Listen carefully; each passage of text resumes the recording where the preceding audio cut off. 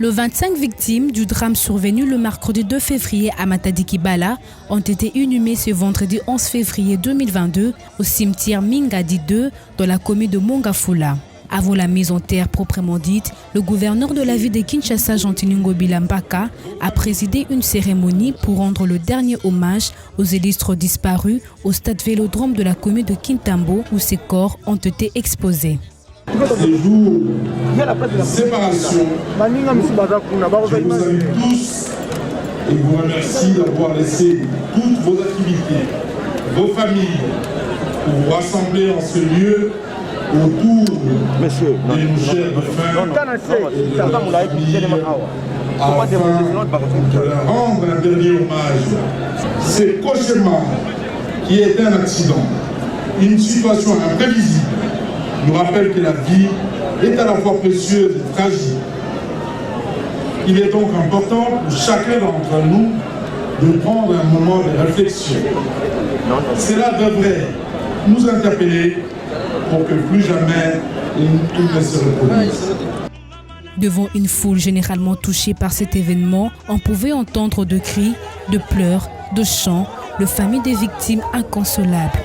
Le gouverneur de la ville a interpellé l'exécutif provincial sur le non-respect de normes urbanistiques.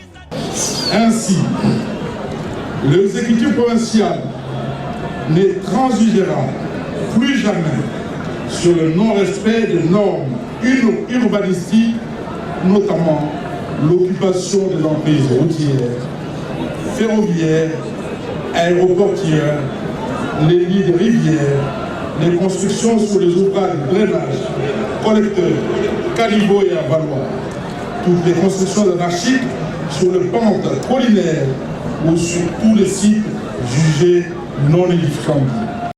Jean Ngobila a remercié le président de la République, les membres du gouvernement ainsi que tout le Kinois pour leur assistance dans chaque famille éprouvée et leur accompagnement dans l'organisation de ces obsèques.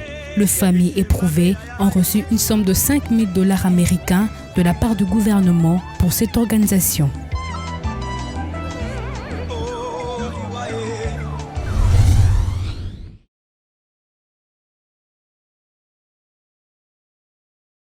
Les drames survenus récemment à Matadi-Kibala, dans la périphérie ouest de Kinshasa, sur la nationalité numéro 1, continuent d'alimenter la chronique de ces dernières heures sur fond d'une psychose générale qui a encore du mal à quitter les esprits. Ce drame restera à jamais dans la mémoire des Kinois, plus particulièrement des résidents de ces quartiers. Les enveloppes qu'ont reçues les familles des sinistrés symbolisent les gestes de compassion des autorités du pays à ces familles des illustres disparus.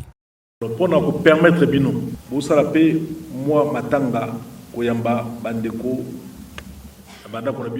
faites un effort d'organiser les funérailles dans des foyers. Utilisez cet argent pour subvenir aux besoins des enfants des sinistrés. Que ces 5 000 $ servent aussi à monter quelques affaires.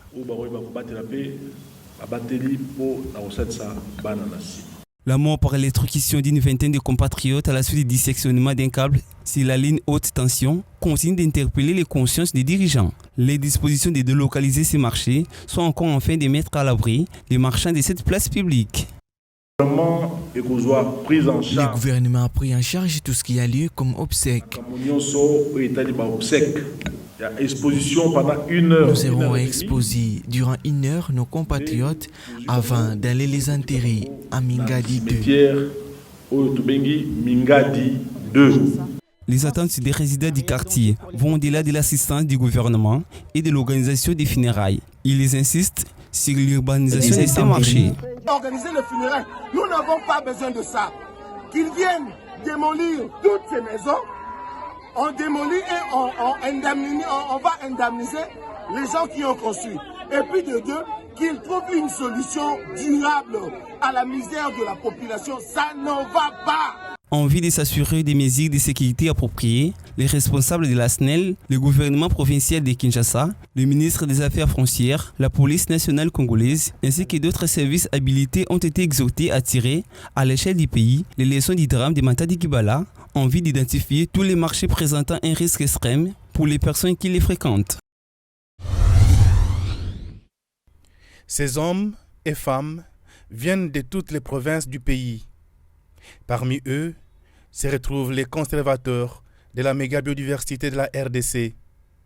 Ils sont tous à Kinshasa pour faire un vrai diagnostic de ces secteurs à travers les états généraux de la conservation lancés ce jeudi 10 février. Il nous est apparu nécessaire de mettre l'ICCN sur la piste de sa réinvention. Il s'agit d'articuler la nouvelle vision de la stratégie nationale de la conservation de la nature sur 4 piliers stratégiques, à savoir la souveraineté, l'humanité, la responsabilité et la biodiversité. Les aires protégées de la RDC sont hautement bénéfiques au secteur du tourisme mondial. La préservation et la valorisation de ces merveilleuses richesses d'écosystèmes fera l'objet d'une attention particulière de ces États généraux. Je ne peux que d'emblée féliciter la nouvelle direction de l'ICCN pour cette pertinente initiative qui augure, j'ose espérer, d'une nouvelle dynamique à la tête de cette institution.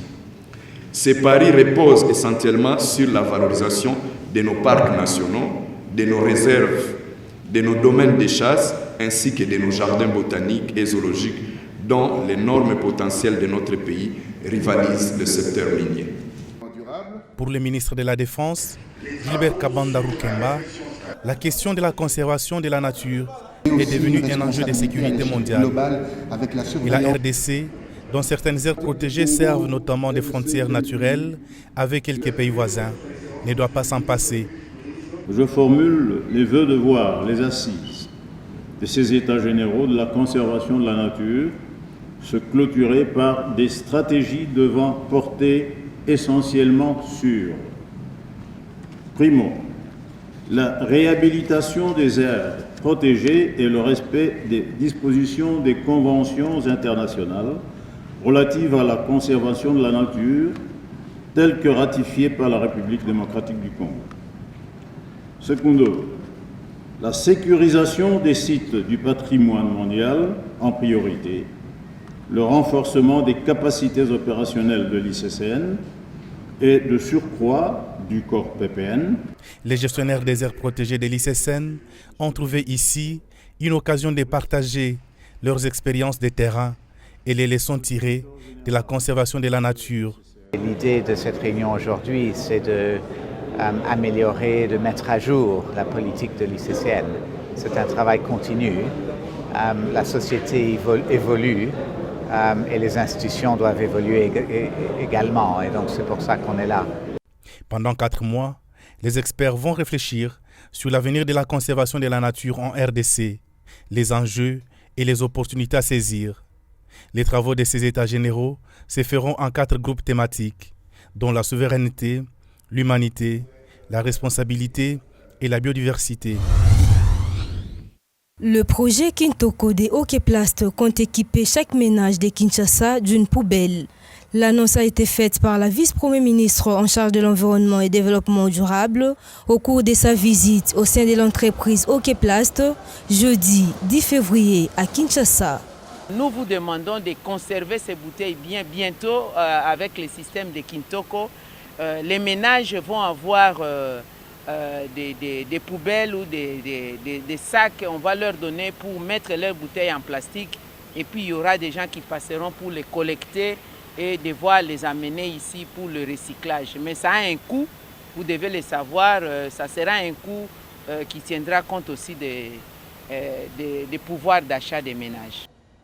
Pour mieux faire son travail de recyclage, l'entreprise Hockeyplast construit une grande usine. Évaluée à 15 millions de dollars américains, cette usine est en pleine construction à Kinshasa. Elle permettra à la capitale congolaise de se débarrasser définitivement de tous ces déchets plastiques. Maintenant, l'investissement que nous faisons dépasse la dimension de la ville de Kinshasa. Nous voulons aller au-delà. C'est ainsi que nous ne pouvons pas seulement nous limiter au niveau de Kinshasa. Nous intégrons, nous impliquons le gouvernement central. Et nous, ce que nous gagnons, d'abord, c'est du business. On ne fait rien pour rien. Mais c'est un business risqué. On ne sait pas entrer tout. Vous voyez les 4000 tonnes qu'il y a ici, nous achetons, ça représente des millions et des millions. Et parce que pour que l'usine tourne, nous devons avoir plus ou moins 1 million de tonnes que nous devons amasser. Là, nous sommes à 4000 déjà. Donc vous vous rendez compte que le chantier est immense et surtout que ça fait des années on n'a pas ramassé les bouteilles en plastique et recyclées.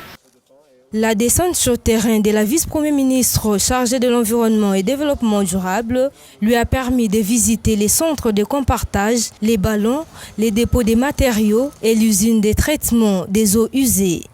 Désormais, ce que nous voyons comme un scandale dans nos caniveaux, dans nos rues, concernant les bouteilles en plastique, nous allons devoir les consommer, les avaler au sein de Kintoko pour les transformer autrement. Elle a par ailleurs annoncé que l'inauguration de cette usine interviendra au mois de mars prochain par le président de la RDC, Félix-Antoine Tshisekedi. La cérémonie des signatures de la Convention de délégation de services publics, des collectes et valorisation des bouteilles et autres produits plastiques de la ville de Kinshasa a réuni la commissaire générale en charge de l'environnement et d'autre part la société Okeplast représentée par son directeur général. Par ce lien, l'entreprise attend apporter sa pierre de contribution dans la vision du gouverneur, celle de rendre à la ville de Kinshasa sa plus belle robe. On avait promis de réaliser ce projet-là et effectivement, on est arrivé à notre promesse. Notre promesse a été réalisée. On avait commencé, comme Madame avait dit, à 1 tonne par jour. Aujourd'hui, on est à 20 tonnes par jour. Et on espère dans les prochains mois, d'ici la fin de l'année, de monter à 50 tonnes. On a vraiment sensibilisé toute la population quinoise, la jeunesse quinoise, tout le monde est sensibilisé sur ce projet-là pour l'assainissement de la ville de Kinshasa. Donc Kintoko qui a été, on va dire, boosté par Kimbo Beto. Okeplast est l'un des partenaires de l'Hôtel des Villes. Les responsables de cette usine ont rassuré à l'Hôtel des Villes de répondre à toutes ces attentes dans le cadre de ces partenariats à travers le service de collecte, traitement et recyclage de bouteilles et autres produits plastiques. Ce partenariat va permettre aux Quinois, en tout cas du moins, de lutter sensiblement contre le chômage et du moins, comme je ne cesse de le dire non plus, aussi que la ville de Kinshasa est une mégapole et nous devons la rendre attractive, rayonnante et résiliente.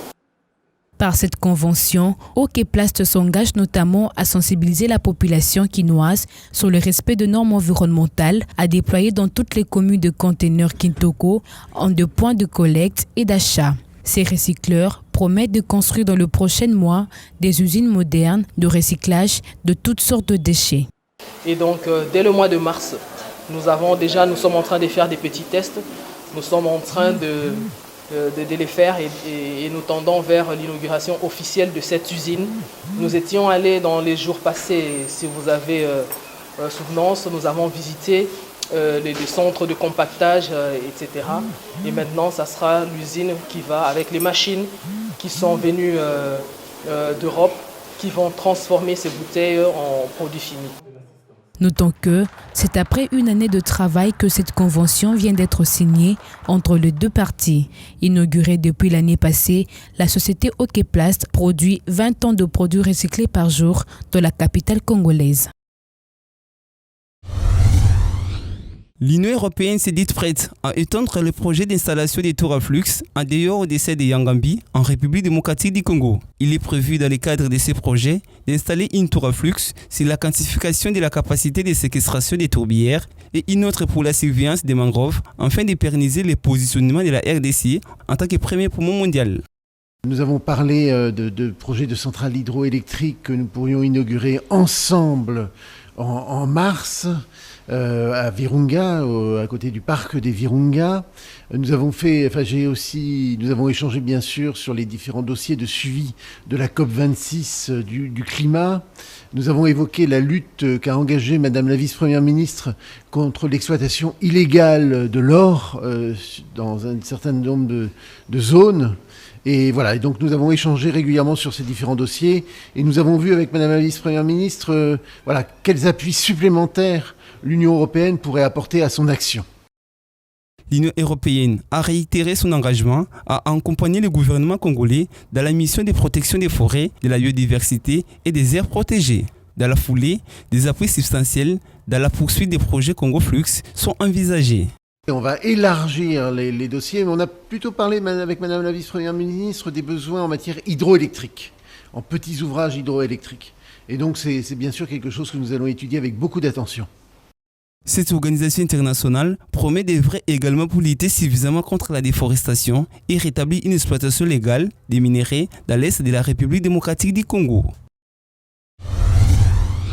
Compte tenu des besoins en électricité et de la nécessité de fournir suffisamment de l'énergie à sa population, la France attend lancer dans les prochains mois un programme de réanimation des nouveaux réacteurs nucléaires. Ces nouveaux réacteurs d'énergie seront complétés par des petits réacteurs modulables et des réacteurs innovants produisant moins de déchets avec l'objectif de 25 gigawatts de nouvelles capacités nucléaires d'ici 2050.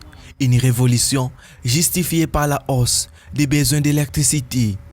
Nous allons lancer un programme de nouveaux réacteurs nucléaires. Je souhaite qu'aucun réacteur nucléaire en état de produire ne soit fermé à l'avenir. Emmanuel Macron a également annoncé vouloir développer massivement les énergies renouvelables. Il a cité plusieurs leviers d'action tels que les solaires, en multipliant la puissance installée par près de 10 gigawatts d'ici 2050 avant de dépasser 100 gigawatts et plus d'éoliens en mer. Faire en 30 ans de la France le premier grand pays du monde à sortir de la dépendance aux énergies fossiles. La première est de prolonger tous les réacteurs nucléaires qui peuvent l'être, sans rien céder sur la sûreté. La production de l'électricité nucléaire ne représente que 10% de la production d'électricité mondiale, à peine 2% de la consommation d'énergie finale et ne permet d'éviter que 2,5% des émissions mondiales de gaz à effet de serre. Avec ces programmes, la France sera la seule à être autant dépendante du nucléaire. En somme, évoquer le nucléaire comme solution pour sauver le climat, c'est un peu comme remplacer la peste par le choléra. La RDC est élevée au rang du premier poumon mondial, mais les méfaits causés par la pollution de l'air n'ont pas de frontières. Il y a tout de même mille et une raisons de plus de se méfier de ces rejets de fumée.